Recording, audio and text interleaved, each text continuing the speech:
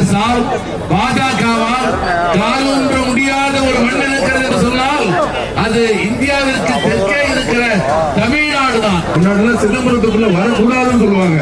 இப்ப அண்ணன் ஏன் வரலன்னு கேட்கிறாங்க. ஏன்பா வர மாட்டேங்கிறீங்க, நீங்க பார்க்க மாட்டீங்களா அப்படின்னு கேட்கக்கூடிய ஒரு மாற்றம் இருக்கு. அதுதான் பெரியார் கண்ட மிகப்பெரிய சமூக நீதி. உங்கள் சின்னம், உங்கள் சின்னம் எழுச்சி தமிழருடைய சின்னம், அம்பேத்கர் அவருடைய சின்னம், பெரியார் அவர்களுடைய சின்னம்.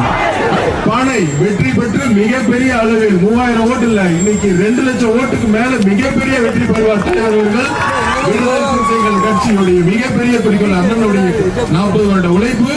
நம்ம பானை சின்னத்தை நிரந்தரமான சின்னமாக இந்த 2024 எலெக்ஷன்ல உருவாக்க போறோம். நம்ம இந்த தேர்தலில் ஒடுக்கப்பட்ட மக்களின் குரலாய், தாழ்த்தப்பட்ட மக்களின் குரலாய், பிற்படுத்தப்பட்ட மக்களின் குரலாய், இஸ்லாமியர்களின் குரலாய், கிறிஸ்துவர்களின் குரலாய், இந்திய நாட்டின் 130 கோடி மக்களின் குரலாய், எங்கெல்லாம் அநீதி நடக்கிறதோ, அக்கிரமம் நடக்கிறதோ, அட்டுழியம் நடக்கிறதோ, ஆணவம் நடக்கிறதோ, அங்க பாதிக்கப்பட்ட மக்களின் குரலாய் நாடாளுமன்றத்தில் ஒலித்த அண்ணன் திருமாவின் குரல்.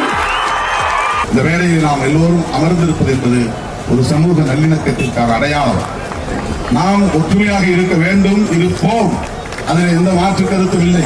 திருமாவளவன் ஒருபோதும் எந்த ஒரு சமூகத்திற்கும் தனிப்பட்ட முறையிலே பகைமை பாராட்டியதில்லை, அப்படி நினைத்ததே இல்லை. பிஜேபி கும்பல் ஓபிசிக்கு எதிரியா, விடுதலை சிறுத்தைகள் கட்சி ஓபிசிக்கு எதிரியா?